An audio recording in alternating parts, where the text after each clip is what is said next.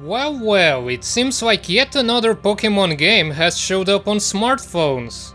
I haven't touched the Rumble series past the original title, released in 2009 for Nintendo's WiiWare Surface, which was a decade ago.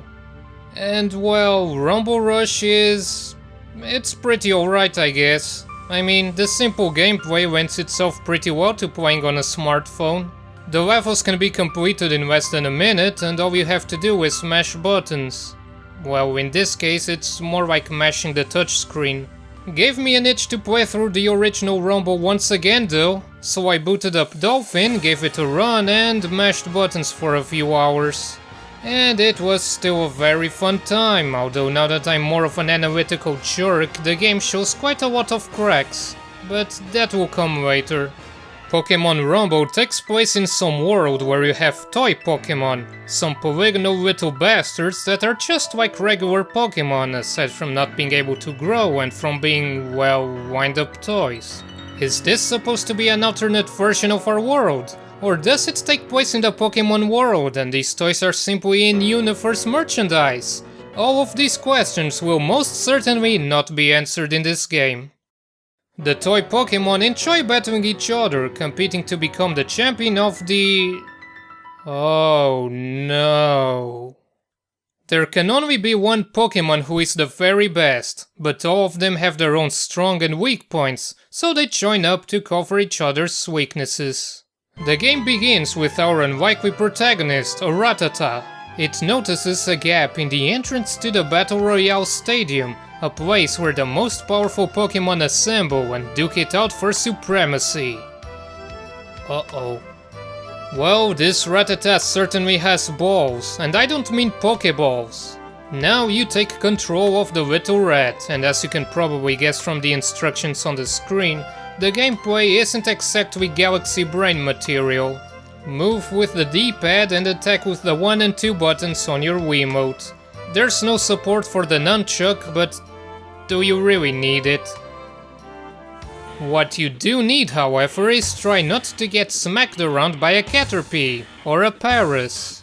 Unsurprisingly, this is a hopeless situation, and sooner or later you'll get hit by a stray attack. So off it goes, back into the hub like the useless little runt that it is.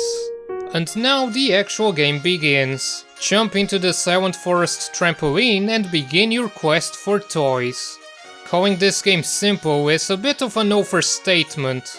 There are 4 ranks to clear: C, B, A and S.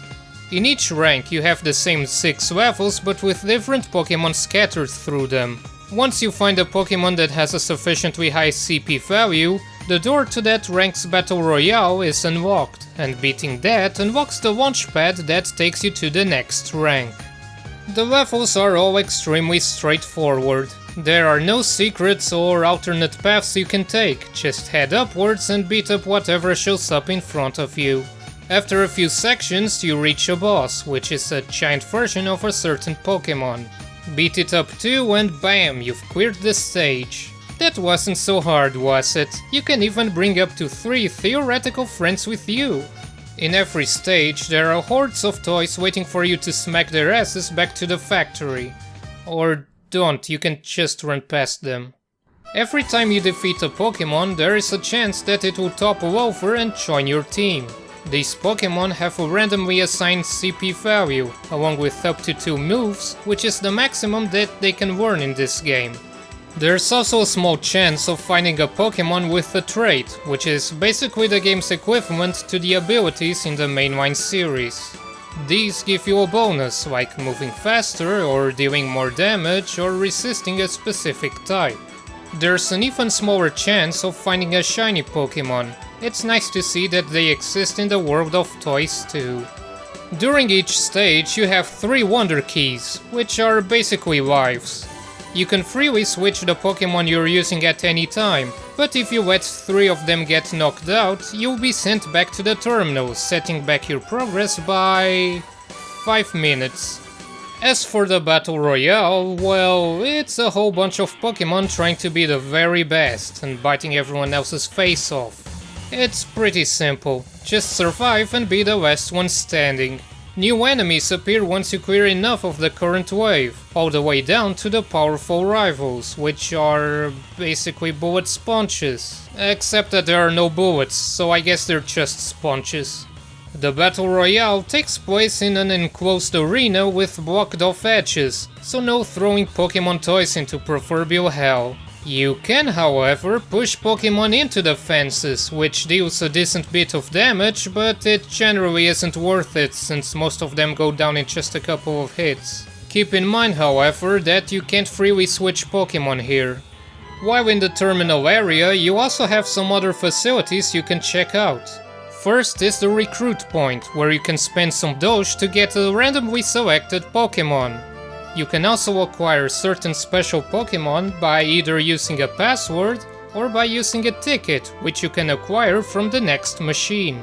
Right next to it is the release point. This machine lets you release Pokémon you no longer need, because power is everything and the weak shall be cold. Don't forget to trash Rattata. They leave behind money that you can then spend on other things, and certain combinations of Pokémon can leave behind the special tickets I previously mentioned. To the right is the training point, where you get to roll some balls.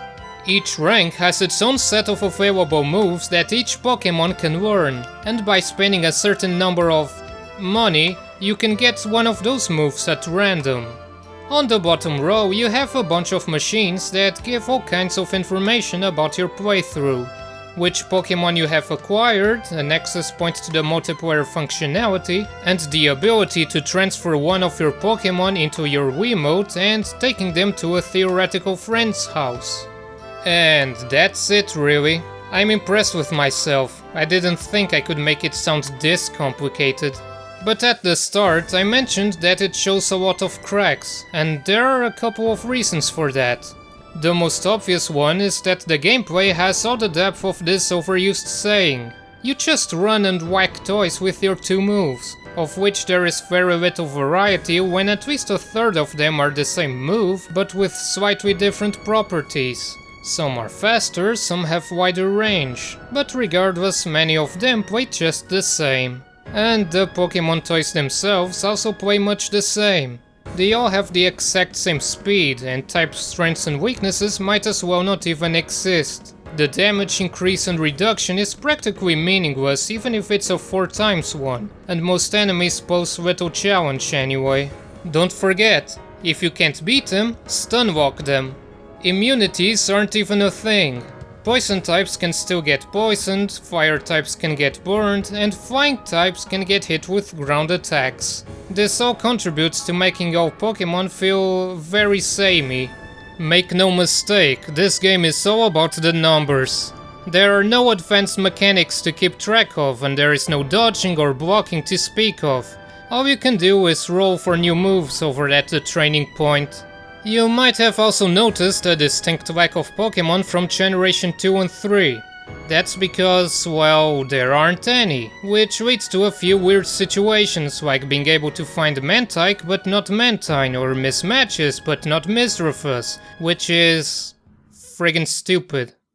To be fair, there is probably one good reason for this. See, WiiWare games are apparently limited to only 40 megabytes of size, and including all 4 generations that existed at this point would probably not be feasible without cutting back on other things. And given that Generation 1 is the original generation, and that Generation 4 was the new and exciting thing at the moment, it makes sense that if any of them had to go, then it would be 2 and 3. This is probably one of the reasons why the Pokémon models are so simple and chunky, though honestly I don't mind the art style. It's cute. On a related note, it's a shame that there isn't much music from the mainline titles. There's a mix of the Kanto Wild Pokémon theme, but that's all you get. The original music isn't bad, but it's nothing to write home about. But for a 27 megabyte game, it sure packs a good few hours of content. Once you clear rank S, you unlock advanced mode, which lets you do it all over again, but with Generation 4 Pokémon and higher CP values. I mean, yeah, it's pretty much just the same thing over and over, but hey, as long as you're having fun. And if you're still having fun by the time you finish Advanced Mode, you then unlock X Mode. This doesn't have any ranks, it's just one hub with trampolines that take you to the hardest stages in the game. By which I mean the exact same stages, but with stronger Pokémon. It's really just for the sake of completing your collection. Still, for the 7 hours that the entire game lasts for, it's not all bad. Yeah, it's super repetitive and it's super basic, but it's also super effective at grabbing your attention for a couple of hours due to how strangely addicting it is. Nothing quite beats that small rush of dopamine when you knock over one of them toys. If nothing else, it's the kind of game that you can just pick up and play to kill some of your free time, God knows how valuable that is. And sometimes that's really all you need.